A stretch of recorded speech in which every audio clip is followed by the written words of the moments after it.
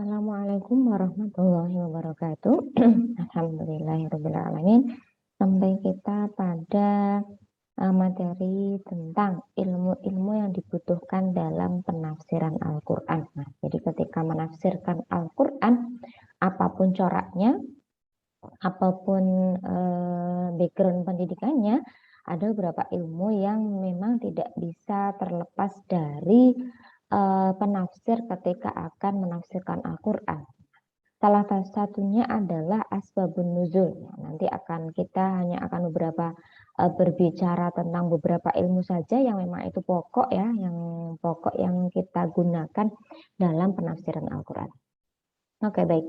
Asbabun nuzul. Nah, jadi asbab itu jamaknya dari sabab, atau kalau diterjemahkannya adalah sebab gitu ya. Nuzul itu adalah proses turunnya Al-Quran.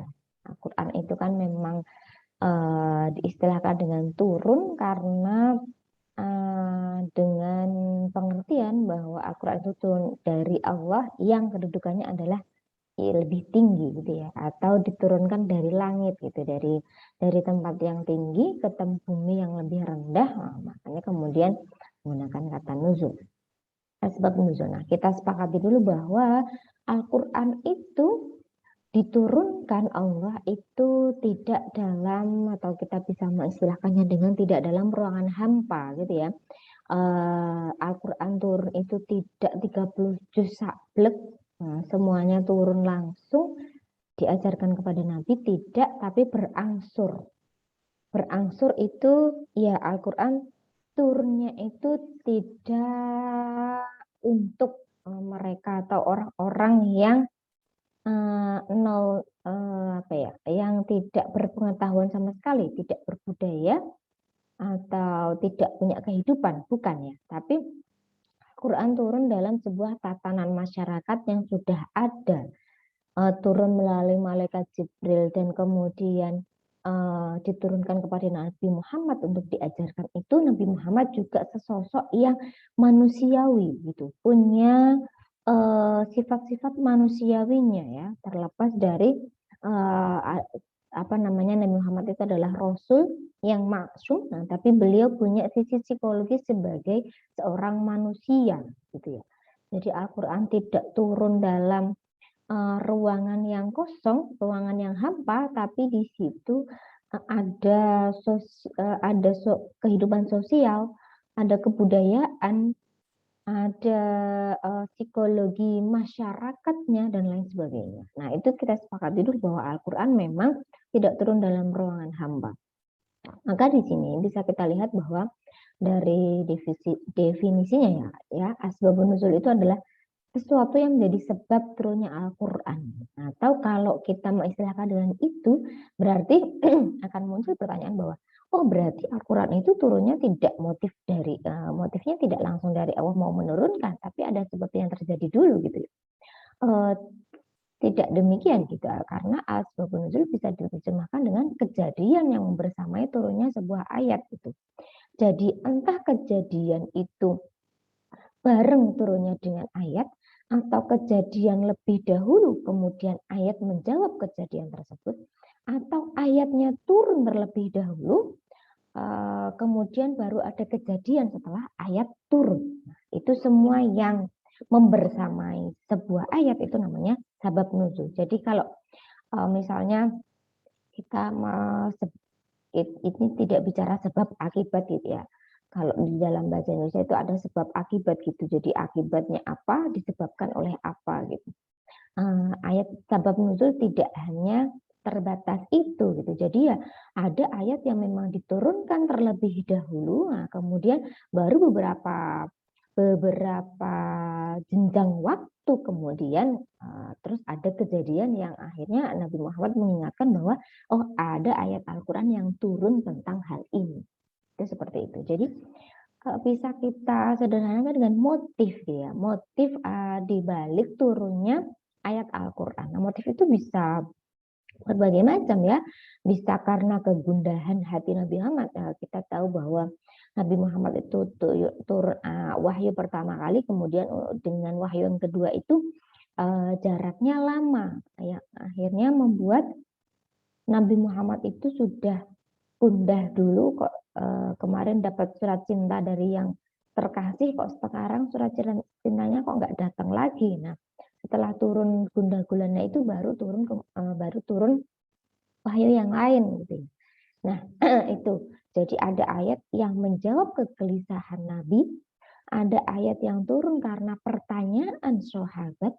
Misalnya ada tentang sebuah hukum yang sahabat tidak tahu itu hukumnya apa, kemudian ditanyakan kepada Nabi, dan berbarengan dengan ditanyakan kepada Nabi itu, kemudian turun sebuah ayat. Atau di saat turunnya ayat, nah, misalnya ayat yang kita tahu itu ada yang la tuharik bihi lisanak lita'jila bih. Ketika Allah menurunkan sebuah wahyu, kemudian Nabi Muhammad itu umi-umi ya. Umi-umi karena biar bisa menghafal gitu ya. Karena ketika Jibril membacakan sebuah ayat terus itu Nabi itu umi-umi. Jadi Nabi itu juga membaca apa yang dibaca oleh Jibril biar Nabi nggak lupa gitu. Kemudian di tengah-tengah bahasan tentang ayat yang diturunkan itu Nabi Muhammad dielengke dulu, aja cepat-cepat gitu, aja jangan menggerakkan lisanmu dulu dan jangan terburu-buru menghafalkannya gitu. Nah itu kan ayat yang turun di tengah-tengah ya, itu ayat yang membahas hal lain, tapi karena Nabi ketika turun ayat itu umi-umi gitu, nah kemudian akhirnya di sela-sela pembahasan tentang ayat yang diturunkan itu ada apa istilahnya, ada diberi peringatan gitu ya, misalnya diberi peringatan untuk tidak umi-umi gitu ya, kayak misalnya saya misalnya ya bukan akhirnya menuhankan diri saya gitu ya, misalnya kalau kita ngomong dengan orang gitu ya, saya misalnya ngajar di kelas, kemudian saya menjelaskan tentang asbabun nuzul, terus di dalam ruangan itu ada teman Anda yang tidur, mungkin sebelum saya selesai menjelaskan, saya akan berkata dulu, oh itu tolong dibangunkan gitu. Nah, kata-kata itu tolong dibangunkan itu kalau ayat Al-Quran itu kan juga termasuk yang diturunkan gitu ya. Nah, jadi itu termasuk perkataan saya yang di luar dari pembahasan asbabun nuzul, tapi karena ada motif di balik saya mau ngomong apa, nah itu akhirnya ayat itu, perkataan itu juga turun gitu. Karena kalam Al-Quran itu kalam Allah, perkataan Allah gitu ya. Ya kalau Allah, kalau saya yang ngomong itu ya kadang sae gitu ya, kadang-kadang nggak asalnya plus saja, tapi kalau Allah semua akan ada hikmahnya gitu. Nah disitulah, jadi sebab nuzul itu tidak kok akhirnya berarti ayat Al-Quran itu turun karena sudah disebabkan sebuah kejadian, tidak gitu ya, tidak, tapi apa-apa saja yang membersamai turunnya sebuah ayat. Jadi bisa nah hal-hal tentang sabab nuzul itu bisa dilihat dari riwayat gitu. Ketika Al-Quran itu diturunkan kepada Nabi, Nabi mengajarkan, kemudian Nabi juga menjelaskan, itu akhirnya kan dicatat ya, apapun yang berasal dari Nabi itu kan berupa riwayat ya, atau berupa hadis atau sunnah gitu ya. Kemudian itu bisa menjadi sejarah turunnya sebuah ayat gitu, sebab nuzul itu. Jadi ketika mau membaca sebuah ayat itu bisa digali dulu sejarah ayat ini turun itu apa sih gitu ya. Karena kan dalam ayat-ayat Al-Quran itu tidak semuanya lafadznya am ya, tidak semuanya lafadznya itu global untuk semua makhluk, untuk semua zaman, tapi ada juga yang memang khusus untuk kaum-kaum ketika ayat ini turun gitu ya. Jadi nanti akan kita lihat gitu ya, akan kita lihat contohnya. Nah, jadi sebab nuzul itu bisa menjadi sejarah turunnya sebuah ayat. Nah, sejarah turunnya ayat ini sangat penting dalam ilmu tafsir. Nah, karena dalam dunia penafsiran atau dalam penafsiran itu kita bisa mengkategorikan bahwa Al-Quran itu hubungannya adalah Allah dan teks gitu ya. Auton dan teks. Ketika kita mau meneliti sebuah novel, sebuah karangan, itu kita tidak bisa terlepas dari penulisnya. Kenapa Habibur Rahman El-Shirazi itu ketika menulis latar belakang novel ayat-ayat cinta itu di Mesir, atau latar belakang settingan tempatnya itu ada di luar negeri bagian mana, kita bisa lihat bahwa penulisnya memang pernah di sana, pernah lama di sana itu. Ketika memunculkan sesosok tokoh yang mungkin perfect gitu ya, itu ada latar belakang dari penulisnya gitu ya. Kenapa ini bisa terjadi demikian? Itu kita bisa bertanya kepada penulisnya gitu. Jadi biasanya kalau ada novel baru terbit itu ada bedah novel. Kayak gitu ya. Atau kalau mahasiswa biasanya mengadakan bedah buku gitu ya. Bedah buku yang ketika membedah isi buku itu biasanya kita akan mencari apa sih background dari penulisnya sehingga sebuah ilmu ini turun gitu ya. Ketika kita membahas sebuah ilmu terus kajian tokoh itu kita akan melihat backgroundnya si tokoh ini dulu, karena bagaimana backgroundnya si tokoh ini bisa akhirnya memunculkan sebuah teori baru. Dalam penafsiran ayat Al-Quran juga seperti itu. Ketika kita membaca sebuah teks maka seharusnya kita juga membaca authornya. Tapi karena teks Al-Quran ini azali, yang menurunkan ada Allah yang tidak bisa kita sentuh istilahnya ya, maka di situ ada yang bisa kita teliti. Jadi sejarah turunnya ayat kita bisa menelitinya gitu ya.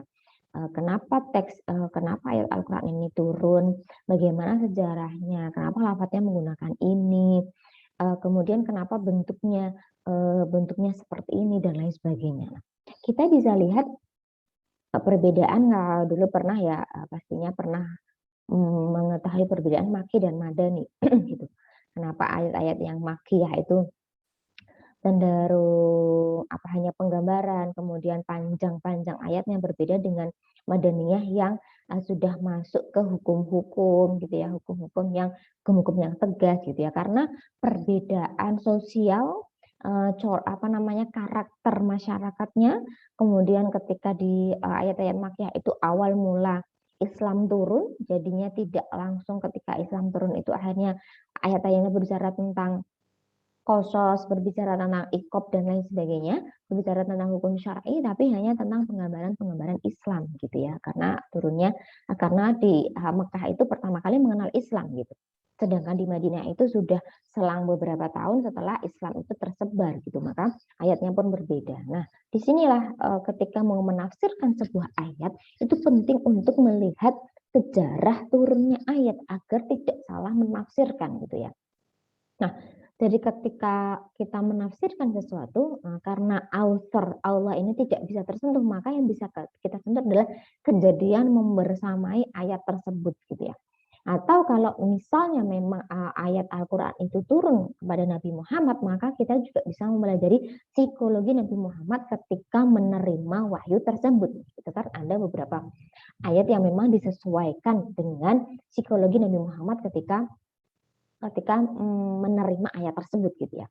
Jadi itu bisa diteliti gitu, karena psikologi Nabi Muhammad itu tercatat dalam sejarah gitu ya, tercatat dalam riwayat. Nah, itu sudah diriwayatkan oleh dari sahabat ke sahabat yang lain, kemudian dibukukan dan bisa kita pelajari gitu ya.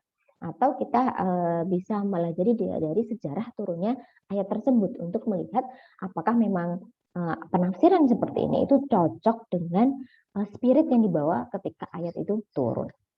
Nah, kejadian yang bersamai atau sebab nuzul itu kalau di penafsiran yang kontemporer itu ya dipadukan dengan konteks zaman sekarang gitu. Konteks zaman sekarang yang akhirnya menghasilkan sebuah hasil penafsiran itu kalau ulama sekarang ya. Jadi dipadukan juga dengan konteks zaman sekarang untuk menjaga spirit Al-Quran yang soleh likuli zaman wa likuli makan gitu. Untuk menjaga spirit tersebut, maka konteks zaman sekarang dan konteks zaman dulu itu perlu diteliti juga apakah memang ayat ini ketika di konteks zaman dulu ditafsirkan seperti ini itu juga masih cocok dengan penafsiran yang di zaman sekarang. Itu seperti itu.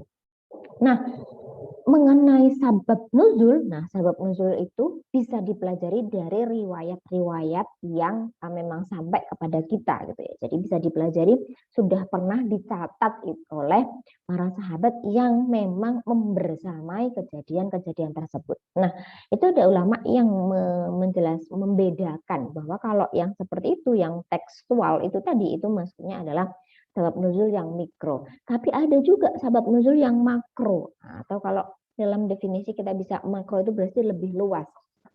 Nah, itu juga perlu dipelajari. Apa sih yang makro? Itu ada idiom-idiom bahasa Arab yang digunakan. Nah, jadi tadi ya sudah saya singgung bahwa makiyah dan madaniyah itu dari lafaz yang dipakai, redaksi yang dipakai dalam Al-Quran itu berbeda gitu ya. Jadi kalau yang di makiyah memanggil manusia itu masih ya ayuhan nas, atau kemudian yang di madaniyah itu ya ayyuhalladzina amanu.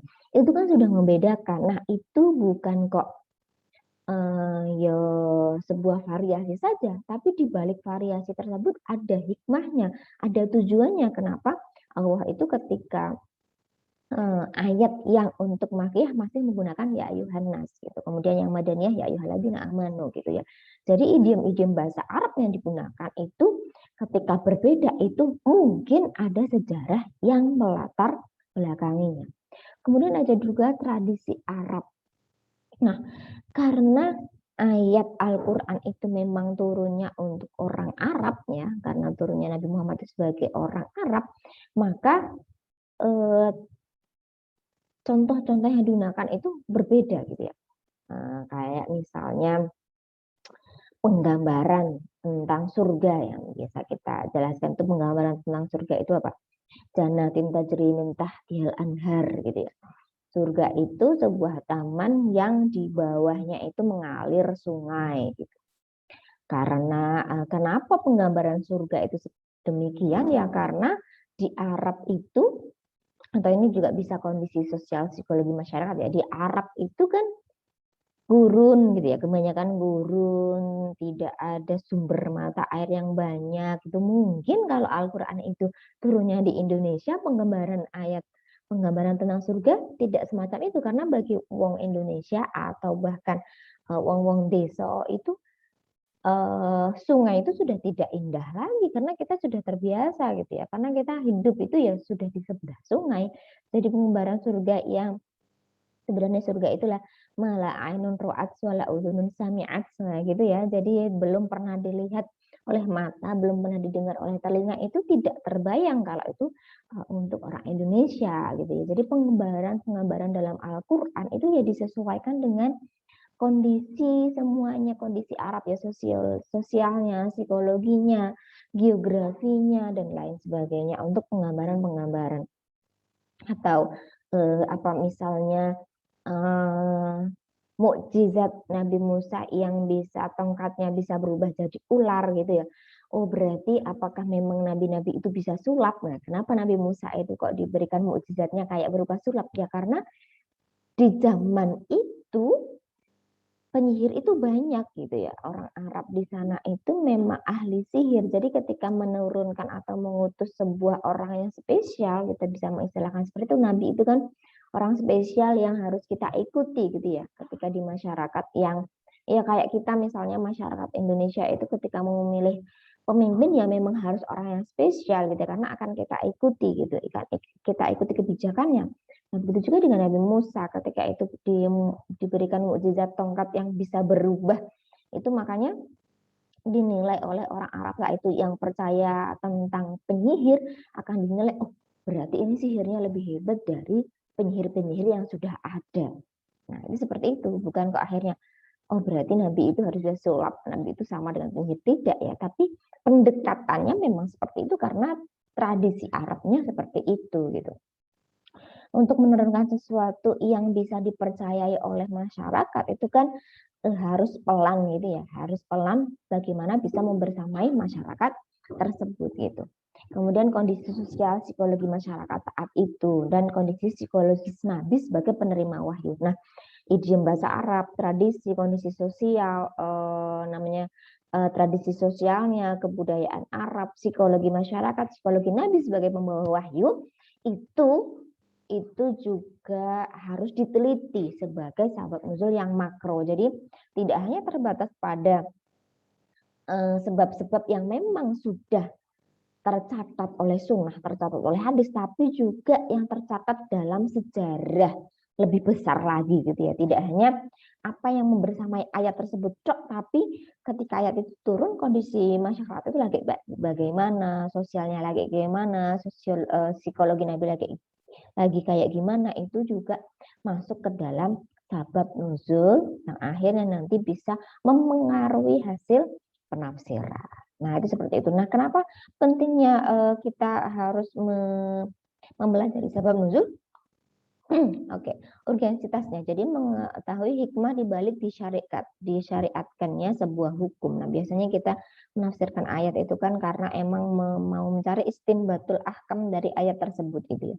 Ketika kita mau mencari istinbatul ahkam, maka kita harus tahu kenapa ayat ini turun, kenapa disyariatkannya seperti ini. Nah, itu kita bisa mengetahuinya dari sebab-sebab nuzul itu gitu. Kemudian tahsis am jika sebuah ayat turun dalam bentuk am. Nah, jadi ada mungkin yang redaksi ayatnya itu am, umum, tapi ternyata karena ayat itu disebabkan oleh sebuah kejadian yang khusus, maka sebab nuzul itu bisa menjadi tahsis, bisa mengkhususkan ayat yang am tersebut. Itu dipelajari pada tahsis am gitu. Pada materi tentang al-am dan al-khos gitu ya. Kemudian mengetahui objek ayat sehingga tidak ditafsirkan dengan am. Nah, ini hampir sama seperti tadi ya. Mungkin ayat dalam Al-Qur'an itu redaksinya menggunakan kalimat umum gitu, tapi ternyata ada sebab yang melatar belakangi akhirnya yang ayat tersebut itu sebenarnya khusus untuk kaum ini gitu, karena ketika ayat ini turun itu sejarahnya begini-begini. Oke, kemudian menyingkap makna-makna yang samar hanya bisa ditafsirkan dengan melihat sabab nuzulnya. Jadi ketika mengetahui sabab nuzul itu bisa membantu dalam menerjemahkan ayat-ayat yang memang masih samar. Kita bisa lihat ya, misalnya seperti ini. Walillahil masyriq wal maghrib fa aina tuwallu fa thamma wajhullah innallaha wasi'un alim. Ketika kita melihat ini, walillahil masyriq wal maghrib. Nah, jadi Allah itu dari segala arah punya arah itu adalah punya Allah, fa aina tuwallu sama wajhullah. Allah itu ada di mana-mana. Dimanapun kita menghadap, nah, maka kita akan menghadap kepada Allah. Nah, ketika kita tidak mengetahui sebab nuzul ini dan langsung menggunakan ini ketika menghukumi sholat, misalnya kita lagi sholat terserah ya, saya mau ngadep kemana, yang misalnya masjid, ada gambar-gambar, kalian pernah melihat ada foto yang pondok anak-anak atau anak-anak kecil itu ya, ketika masjidnya sudah penuh nih, masjid menghadap ke barat itu sudah penuh kan, ada serambinya yang kecil-kecil itu ya, yang mungkin ngadepnya kan nggak ke barat ya, ngadepnya itu berarti kemana,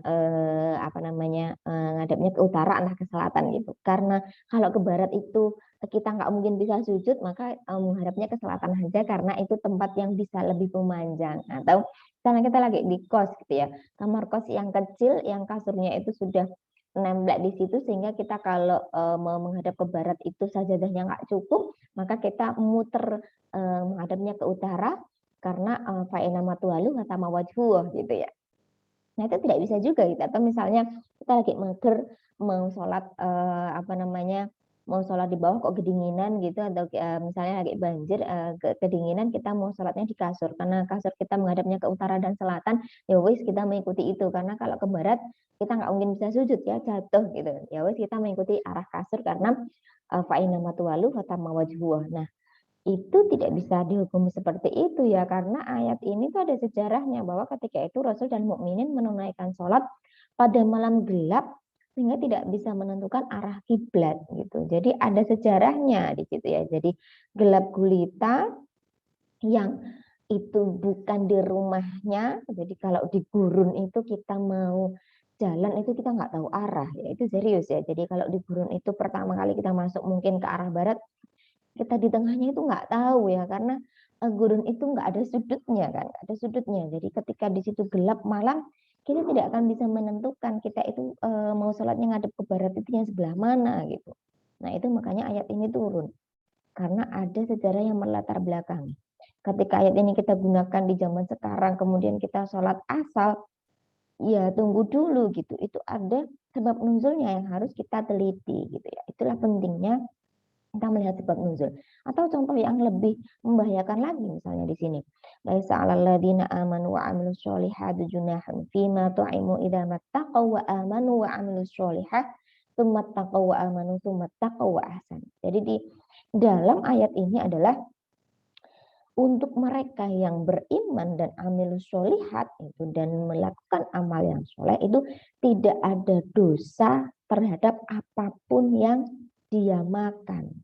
Itu ayat ini berbicara tentang itu. Nah, kalau ini dimaknai langsung bahwa oh ternyata kalau kita memang sudah beriman, kita beriman dengan rukun iman yang 6 itu, jadi kita bebas mau makan apa aja karena kita sudah jadi orang yang beriman dan amilus sholihat gitu.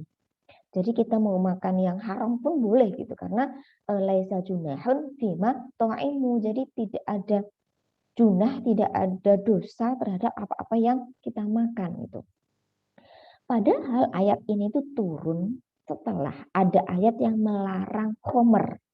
Jadi ketika dulu Arab itu kan khomer itu bebas ya, maka dalam melarang khomer itu kan juga tidak langsung khomer itu dilarang, tapi yang pertama disebutkan adalah bahayanya khomer. Jadi dhururnya khomer itu apa saja, itu diturunkan dulu. Kemudian setelah masyarakat Arab itu tahu bahwa khomer itu mengandung hal-hal yang membahayakan, diturunkan bahwa ketika sholat sudah diwajibkan ya, maka tidak boleh meminum khomer ketika mau sholat. Nah, baru setelah mereka terbiasa mengurangi intensitas meminum khomer, kemudian baru ayat khomer dilarang yang memang tegas dilarang itu baru diturunkan. Nah, itu pelarangan khomer aja step by step, tidak langsung dilarang. Nah, ayat ini turun setelah itu. Jadi ketika ayat khomer itu dilarang, kemudian ada muncul pertanyaan. Gimana orang-orang tua kita dahulu yang sudah Islam tapi meninggal masih dalam minum khomer gitu ya. Jadi Islam turun dan pelarangan khomer itu kan ada jarak waktu yang lama. Jadi ada mungkin bapak-bapak kami, sahabat gitu ya, bapak kami yang memang sudah masuk Islam, ayah Nabi, tapi mereka masih minum khomer karena dulu khomer belum dilarang. Nah, akhirnya turun ayat ini. Nah, jadi mereka yang sudah minum khomer dan sudah meninggal tapi dulu sudah beriman itu laisa junahun fima tu'imu. Tidak ada dosa terhadap apapun yang dulu mereka makan. Jadi santai aja itu karena memang dulu itu khomer belum dilarang. Nah, tapi kalau ayat ini asal dibaca di zaman sekarang, oh berarti kalau kita amanu wa amilus sholihat, kemudian setelah makan itu amanu wa amilus sholihat taqau dan bertakwa lagi, itu kita tidak masalah minum khomer atau kita tidak masalah makan daging babi, tidak gitu ya. Itulah di situ pentingnya sabab nuzul atau sejarah yang membersamai sebuah ayat karena ayat itu memang tidak diturunkan sendiri. Oke. Jadi tambah sedikit selain ilmu sabab nuzul ada ilmu munasabah yang kemarin sudah saya singgung ya. Munasabah itu kedekatan atau hubungan antar misalnya ada kata demi kata dalam satu ayat. Jadi dalam satu ayat itu kan kadang ada yang antonim itu ya. Yuhyil mauta yuhyil mauta menghidupkan yang mati gitu ya. Sudah mematikan yang hidup kemudian menghidupkan yang mati. Ada hubungannya gitu ya, satu kata demi satu kata yang lain, variasinya. Itu juga bisa diteliti gitu ya. Hubungan ayat dan ayat setelahnya, kemudian kandungan ayat dengan penutupnya. Nah, itu juga kadang ada hubungannya gitu. Jadi tidak kok semua ayat terus harus dicarikan munasabahnya, tidak, tapi munasabah itu juga bisa mendukung ditafsirkannya ayat secara utuh gitu ya, hubungan surat dengan surat, awal surat dengan penutupnya, penutup surat dengan awal surat setelahnya, misalnya penutup surat Al-Baqarah dengan ayat surat Ali Imran dan lain sebagainya. Nah, itu ada beberapa mufassir yang mencantumkan munasabah ini dalam kitab tafsirannya. Itu untuk mendukung, untuk menguatkan sebuah ayat dimaknai seperti ini, untuk menguatkan sisi keindahan bahasanya juga gitu. Karena ternyata ayat itu kan turunnya ayat yang tartib mushafi itu kan turunnya tidak seperti itu ya. Al-Fatihah di depan, kemudian Al-Baqarah Alif lam mim itu kan bukan maksudnya itu turun pertama kali itu alif lam mim gitu ya, tapi memang biasanya Nabi ketika menjelaskan sebuah ayat itu untuk hadal ayat pada ayat ini gitu. Sudah ada dijelaskan bahwa ayat ini silakan ditaruh setelah ayat ini yang sudah turun kemarin. Nah, gitu ya. Jadi tartib nuzuli sama tartib mushafi itu berbeda. Tartib dari sebab nuzulnya dari segi turunnya dan urut dalam mushaf itu kan berbeda gitu ya. Tapi yang berbeda itu masih bisa dicari munasabahnya. Kenapa ayat ini ditaruh di sini padahal turunnya itu sudah turunnya itu belakangan dari ayat yang ditempelkan di setelahnya. Itu ada hikmah-hikmahnya yang bisa dipelajari. Kemudian selain munasabah ada siyak, atau siyak itu kalau terjemahannya indikator untuk menetapkan makna yang dimaksud dalam sebuah susunan kata. Nah, siyak itu ya makna atau ayat ini atau redaksi ini dipilih itu karena apa? Misalnya siyak lughawi atau makoli. Jadi dilihat dari susunan secara bahasanya. Oh, kenapa ini menggunakan domir ini? Domirnya kembali kemana gitu ya? Kenapa ini domir jamak? Kok sebelumnya itu kok domirnya kok mufrad itu? Oh, berarti ini fiilnya itu kembali kemana? Yang tadi jamak tadi gitu ya. Atau ghairul lughawi itu ya tergantung dengan siapa ketika ayat itu turun gitu ya. Misalnya siap itu apa ya? Contoh kalau dalam bahasa Indonesia misalnya kita mau TPA, misalnya kita mau bicara TPA, ketika ada tiba-tiba TPA itu ketika kita berbicaranya kepada ibu-ibu yang punya anak toddler itu bisa diartikan ibu-ibu karir gitu ya, ibu-ibu yang bekerja punya anak toddler itu ketika ada yang berbicara tentang TPA itu artinya bisa tempat penitipan anak, gitu ya, taman penitipan anak. Kalau berbicara dengan ibu-ibu yang tidak menitipkan anak, atau misalnya di desa atau di sebuah masjid itu ada diniyahnya atau ada TPQ-nya itu kita juga biasa menyebut dengan TPA yang kepanjangannya dengan Taman Pendidikan Al-Qur'an gitu ya. Dari kata TPA itu tergantung siaknya, kata-kata TPA itu diucapkan oleh siapa, diobrolkan dengan siapa dan dalam keadaan apa. Nah, itu siak. Nah, untuk menentukan maksud makna dari yang diucapkan itu apa sih gitu ya. Atau kalau TPA di pekerja-pekerja sosial itu bisa tempat pembuangan akhir gitu. Berbeda ya. Jadi dari kata TPA saja itu tergantung siapnya diucapkan oleh siapa, diobrolkan dengan siapa, diucapkan dalam keadaan apa. Nah, itu siap untuk menentukan makna ini kan maknanya banyak. Nah, makna apa sih yang ingin diungkapkan oleh ayat ini? Nah, itu siap. Atau siyak ayat. Jadi dari segi lugawi, lugawi atau siyak ayat. Jadi ayat ini berbicara keseluruhannya tentang apa, maka makna yang redaksi yang dipilih dalam ayat ini mungkin bermakna sesuai dengan spirit yang dibawa oleh keseluruhan ayat ini. Nah, seperti itu. Jadi asbab nuzul munasabah siyak itu tidak bisa terlepas dari sebuah penafsiran untuk menghasilkan hasil penafsiran yang memang sesuai dengan yang dibutuhkan atau sesuai tapi tidak lantas liberal atau tidak sama sekali ya pokoknya cocok dengan kondisi sekarang tok tapi tidak dipadukan dengan konteks zaman dulu. Nah, itu juga salah gitu ya. Jadi Al-Qur'an yang soleh lekuli zaman wal makan itu ketika ditafsirkan harus melihat kedua sisi itu. Konteks di zaman dulu dan konteks di zaman sekarang yang bisa dikiaskan atau bisa dicari padanannya untuk menghasilkan sebuah penafsiran yang memang dibutuhkan oleh masyarakat sebagai untuk menjawab sebuah problematika yang ada di masyarakat. Oke, sekian dulu untuk ilmu-ilmu yang dibutuhkan. Akan kita lanjutkan di pertemuan selanjutnya. Terima kasih. Wassalamualaikum warahmatullahi wabarakatuh.